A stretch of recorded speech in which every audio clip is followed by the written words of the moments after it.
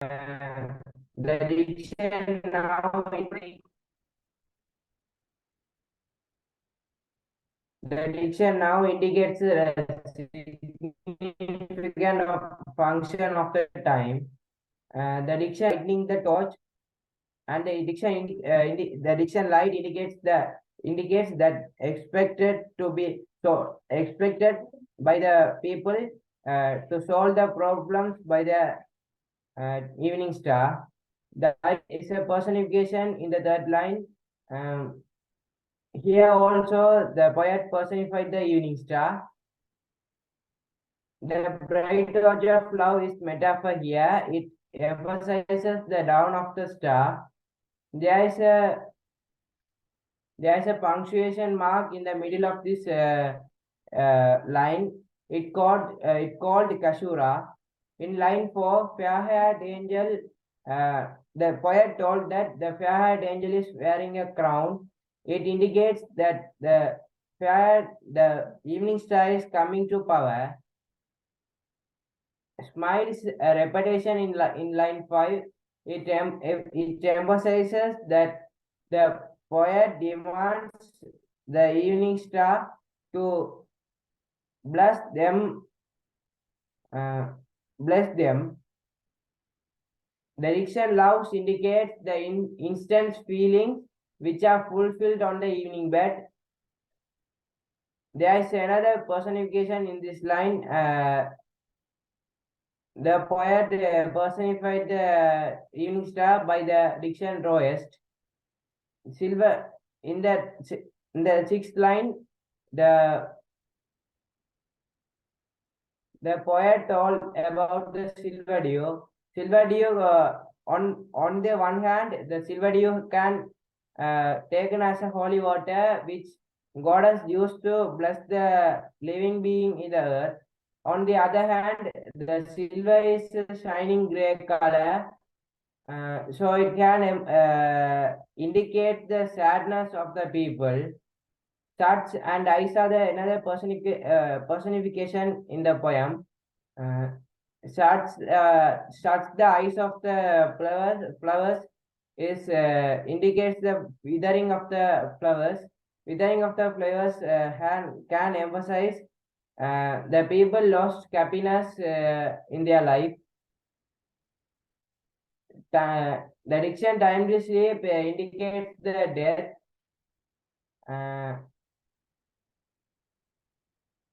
The readers can understand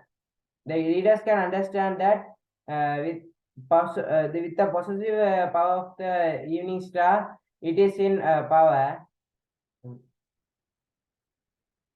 The diction wind sleeping on the lake indicates the avoiding the idea of death, and the star is having eyes. It is also another personification in these lines. Eyes, glimmering eyes is indicates the sad star. In the 10th line, the narrator used soon. It indicates the urgency of the narrator. And there is a repetition there, the silver. In the absence of the goddess, dangers of the night will spread all over the world. So the narrator asked the evening star to stay and protect them against the dangers. The ragging wolf indicates the darkness and the corruption, and the shining golden lion indicates the upcoming morning, which lightens the darkness. In the last two lines, the narrator used sheep and lamb. The diction sheep indicate the diction sheep is there is a metaphor there. The diction sheep indicates the Christian crowd.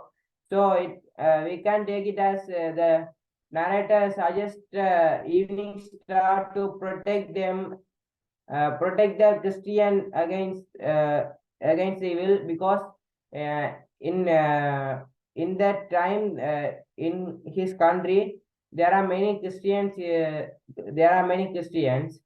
Now we will look at the structure of the poem. The poem has 14 lines. Uh, 14 lines in 14 lines. So it can be. So we can call it as a sonnet.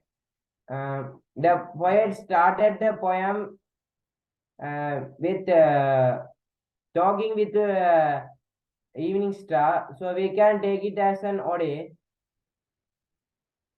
In this poem there is no rhyming lines.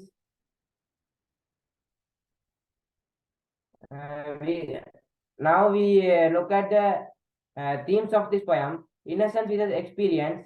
This is the important theme of this poem, and other themes are natural beauty, divinity, purity. Venus is the second planet of our solar system and the sister planet of the Earth. Venus is considered as an evening star in Roman and Greek mythology. Now we at the look at about the poet. The poet was born on 1757 November 2028. November 28. He was an English poet, painter, and filmmaker. He is considered as a seminal figure in history for his poetry and visual arts. Uh, William Blake is an early romantic who viewed the nature in different way. His use of symbolism as religious ideas uh, stand here make his poetry stand apart from romantic poetry. He used visual imagery as well as in his poems. Now we look at the literary devices used in this uh, poem. Metaphor, allusion, personification, alliteration are some of them. The the phrase west wind is an example for metaphor in this poem. Thank you for hearing me. Thank you.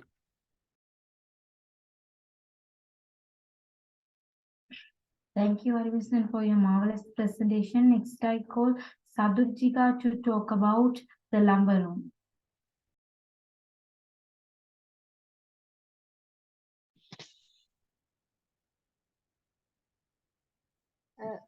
Good evening to you all.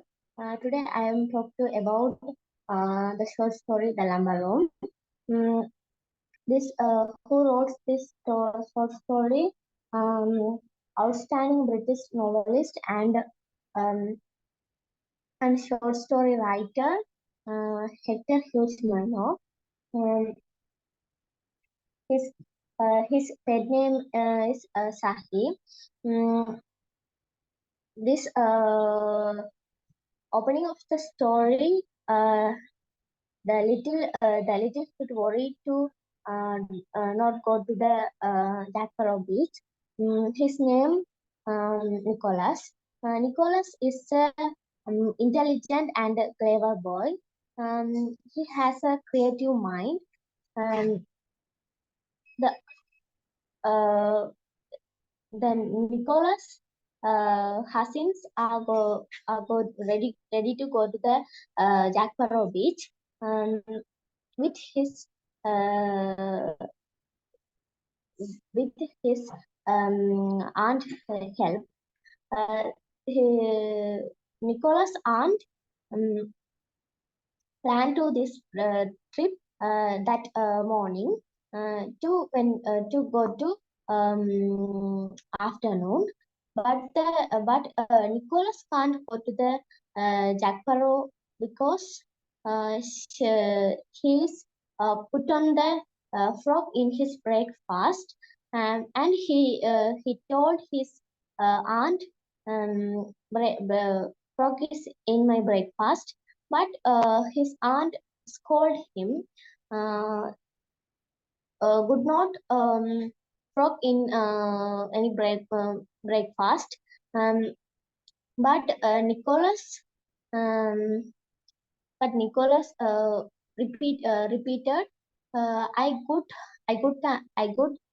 shove the frog in my breakfast. Um, so the aunt was so angry. So she punished to Nicholas. It was her habit because um, any children's um,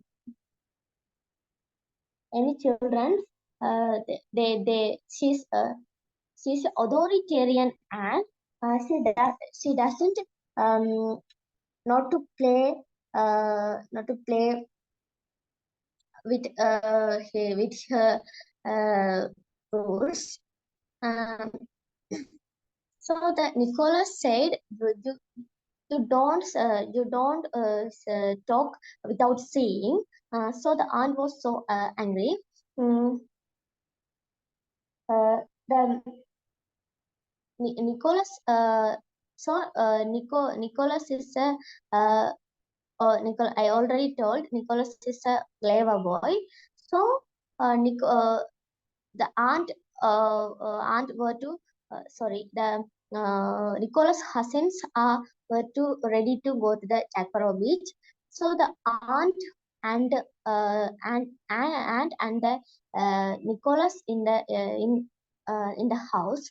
So the aunt told him, you don't go to the gooseberry garden. So the Nicholas think uh, she told him to don't go to gooseberry garden. Mm, but he don't think to go to gooseberry garden. He he mm, he go to the lumber room. Lumber room like lumber room like a storeroom.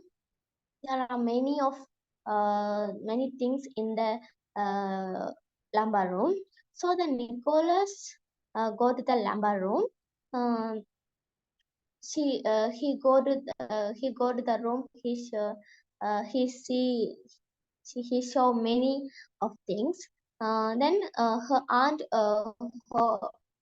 hold hold Nicholas. Um, Nicholas, I can see you. So Nicholas smiled because she doesn't know Nicholas wearing, but um, she told him, I can see. So Nicholas smiled. Then next her aunt uh, and hold him. Uh, I, I, I fell into the water tank. She said, thank God, water is not in tank. She hold Nicholas. Nicholas after came to the water tank. Then the aunt depending Nicholas on the child. The aunt is a selfless person. She don't enjoy her life, and she don't children she don't enjoy enjoy with children. Thank you for your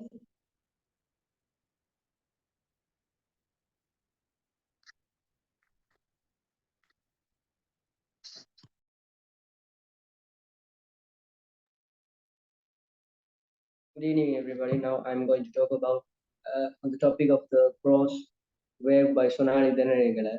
Sonali Deraniyagala is a Sri Lankan, and she was born in 1964 and raised in Colombo.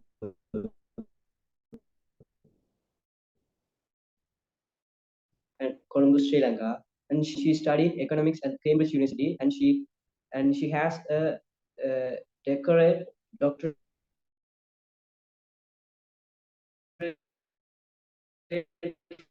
from the University of Oxford and Oriental and African Studies, University of London, and is a researcher scholar at Columbia University. Let's see the prose. And according to the memoir, it is obvious that Sonali and her family members were holidaying in Yala, Sri Lanka, a national park on the southern coast of Sri Lanka, and they were staying at the beachside hotel 2004. The morning would have been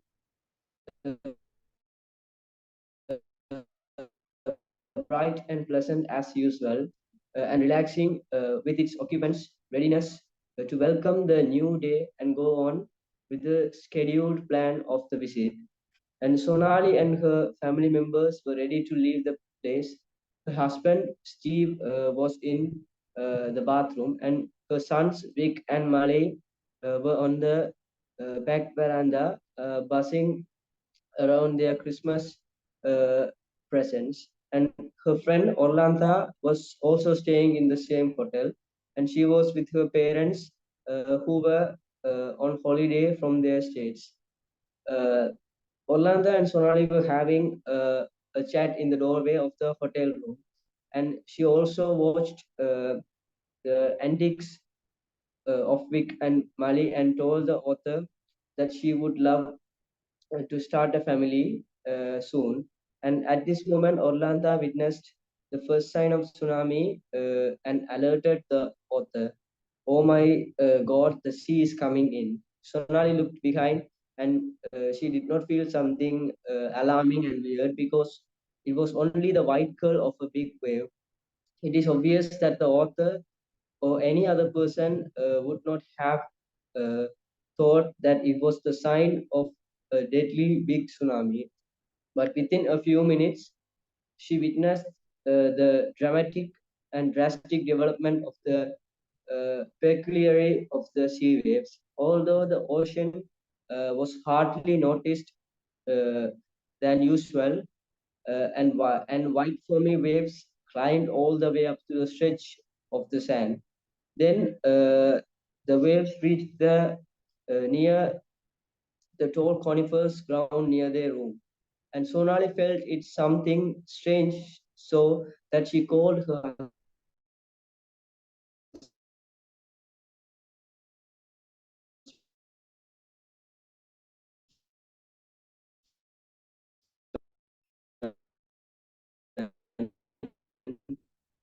Steve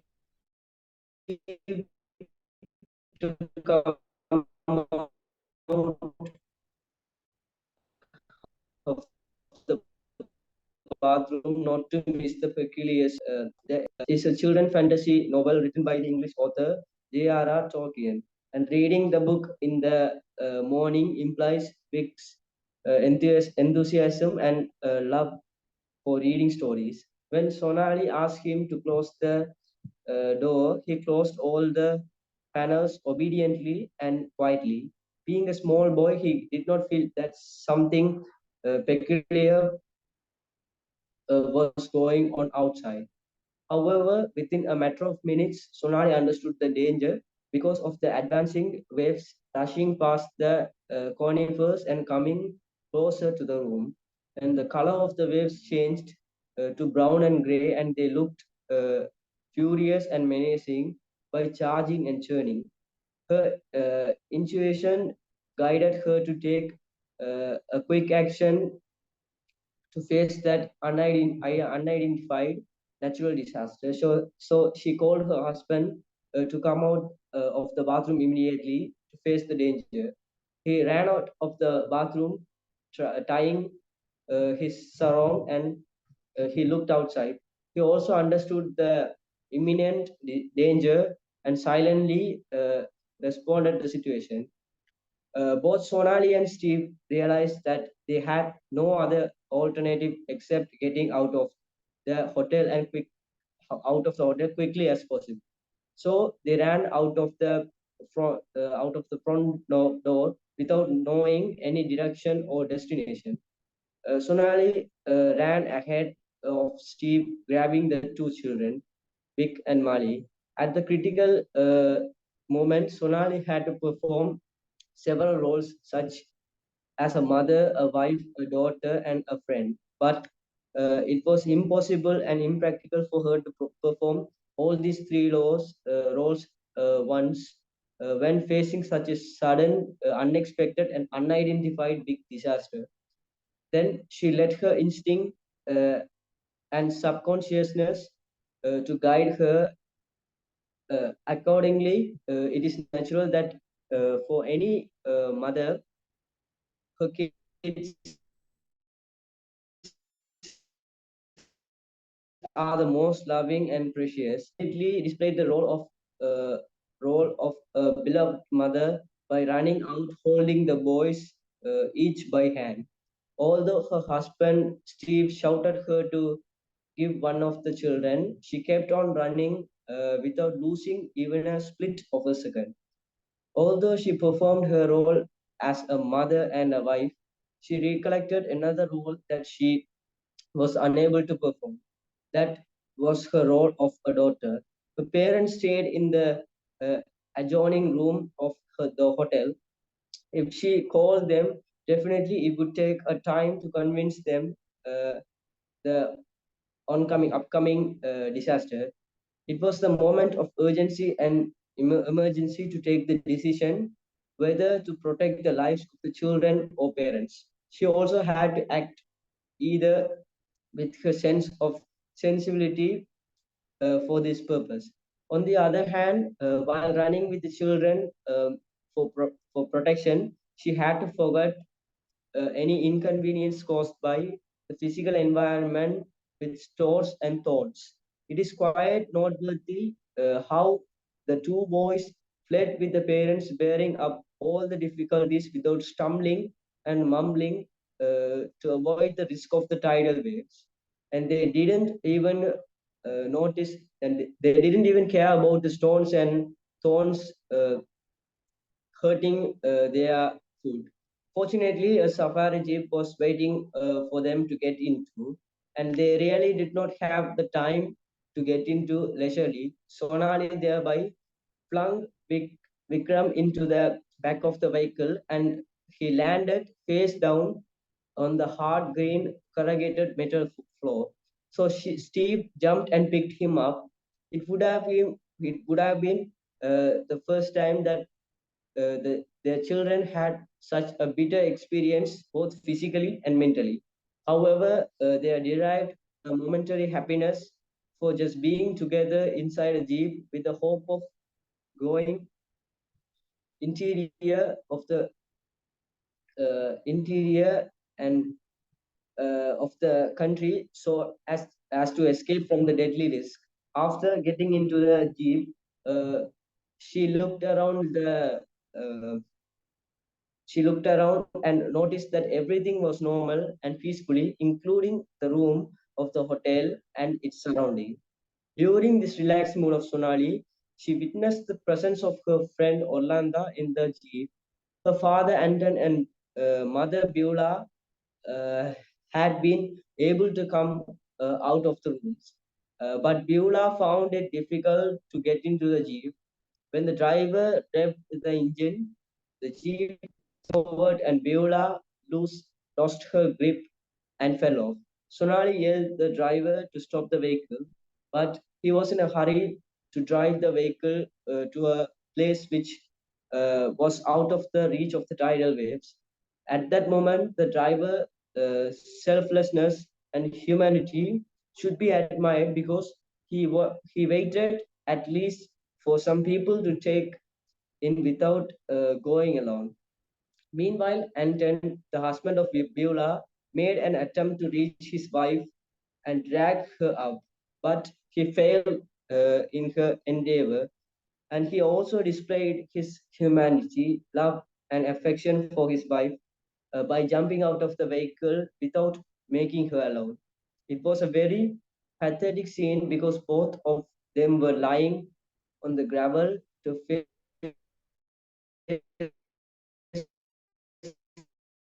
the fate together, and remembered her parents. She felt guilty, conscious of leaving her parents in the hotel alone, and she was panic stricken and worried as she did not take them out of the room to run with them. It is quite obvious that they would have become victims of the high tides that invaded the hotel. But Sonali would not have become victims of the high tides that high tsunami tides. But Sonali would not have thought that they are fatal uh, fate. Vikram heard what his mother told about her grandparents and started crying loudly. The two children would have called the grandparents Archie and Sia, according to the Sri Lankan way of addressing the grandparents. However, it is clear that Vikram has deep love and affection towards his grandparents.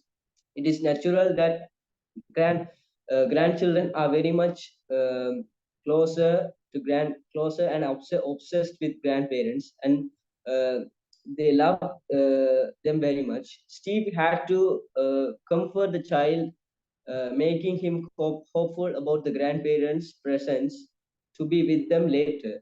Steve's words not only gave assurance to the child about the grandparents, but also Sonali was reassured by making her optimistic about the parents, living without any danger. That is mainly because there were no waves to be seen at that moment. And Sonali imaged how her father was walking out of the hotel, rolling the trousers up due to the puddles everywhere.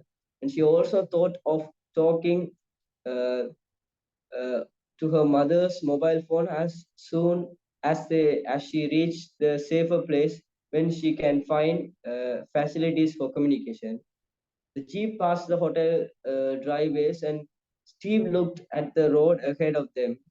And Steve was so impatient that he shouted the driver to hurry up by banging his heel on the floor of the jeep.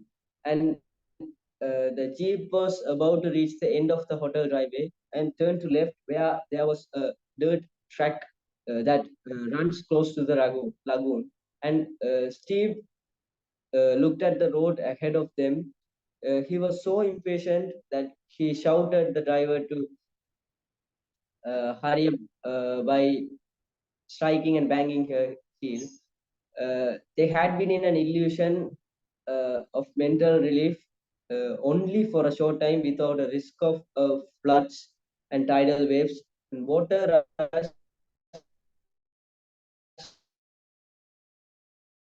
inside the jeep so soon. No one guessed where this water came up and came from. And she did not see the waves approach towards them, creating floods. Uh, so she thought that the water would have burst out from the underground, and she also found it difficult to realize what was happening at the moment because of her sudden um, impatient and impatient mind. The jeep started drifting on the water, and the engine uh, gave a straining and snarling sound, and they lost the balance and felt that they were tilting from the side, and the water level gradually increased and came up to their chest. And therefore, it is quite apparent that Sonali was in an illusion, and she could be in relaxed mood only for a short time, for some minutes. During the short time, relaxed mood, she reminisced her parents, but it is ironic that again she had to think of the children and her husband. Sonali and her husband, Steve, lifted the two sons as highly as they could to avoid their faces sink in the water. But it was not easy task due to the increase of the flood and water and rocking of the jeep, and they had to spend most of the fatal and crucial minutes at that time. And we can visualize the pathetic situation, how both Sonali and her husband keep holding their children up inside the floating jeep and in silence, except the sound of the water and the waves. In other words, they did not have any communication but only the facial expression. However, the submerged water could not suppress their maternal love towards the children. Then their struggle was to save the children at the expense of their life. And did they have any idea that it was a tsunami? Most probably, they would not have thought so, and they would not have any ideas of the tsunami, as they had not faced any experience such a natural disaster so for in their lives. If they really had to had any previous experience, they would not have let the jeep run on the flat land, though being somewhat away from the beach, and they would have tried their best to find a higher elevation. And we came to know that some people who were on the high places could survive during tsunami hours, as the tidal waves could not approach them. However, while they were struggling between life and death in the flow of the water, Sonali could see a peculiar expression on the Steve's face, as like his lifeline is shrinking, and she could read as a look of terror with wide open eyes and wide mouth. That was due to the looking at something behind the writer that she could not see. No doubt, it was a deadly tidal wave. Sonali did not have time to turn around and look it because the jeep turned over her side. And in the end of the extract, the writer, Sonali Deraniyagala, does not mention about her sons and their husband. And it is quite clear that they were no more with them. They are dead. And they would have been taken away by the tidal waves. Sonali could not see how they advanced towards them. And then she was trapped under the jeep and flattened by it. That would have been a barrier for the tidal wave uh, to drag her as others very easily. And perhaps one could interpret it as her fate to survive. Nevertheless, nature did not allow her to survive with physical and mental relief. She had to struggle alone for her survival in the flood of water caused by the deadly tsunami tidal waves. And we can see that we can see the mental and the physical pressure and the grief of the narrator Sonali Deraniyagala, and she expresses her burden through this memoir. And we can see her writing skills from her own story of the death of her husband and her two children. Thank you for hearing.